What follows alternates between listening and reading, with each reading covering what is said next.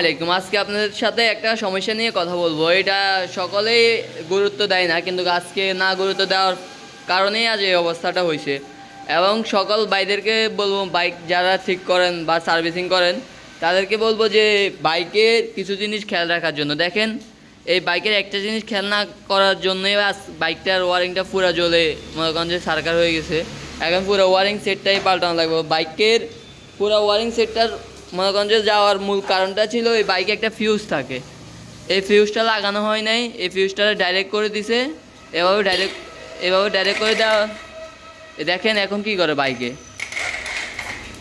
এই বাইকটা fuse direct করে দেওয়ার গতিকে পুরো ওয়ারিংটাই এবার জ্বলে গেছে। কিন্তু এখানে দরকার ছিল একটা ফিউজ লাগাই দেওয়ার জন্য। সকলে এটাকে মনে করেন যে নর্মালি নেয় না, মানে নর্মালি নেয়, এত হার্ডলি নেয় না। যদি আজ হার্ডলি নিত সবাই, ফিউজগুলো সবসময় দেখার এবং ইয়ে করার চেষ্টা করতো, তাহলে আজ বাইকের ওয়ারিংটা জ্বলতো না। এবং সবাই খেয়াল রাখবেন সবসময়, বাইক যেই ঠিক করেন কেন বাইকের সবসময় ওয়ারিং ফিউজটা প্রপারলি রাখার চেষ্টা করবেন, কারণ ফিউজটা না থাকার গতিকে বাইরে আজ মনে করেন যে আমরা একটা নতুন ওয়ারিং সেট এখন সেট করে দিতেছি। আর এখন আমি যেটা বলছি ওটা হচ্ছে সকল বাইকের ফিউজটা যেন ঠিকঠাক থাকে, ওই জিনিসটা সবসময় খেয়াল রাখবেন। আসসালামু আলাইকুম।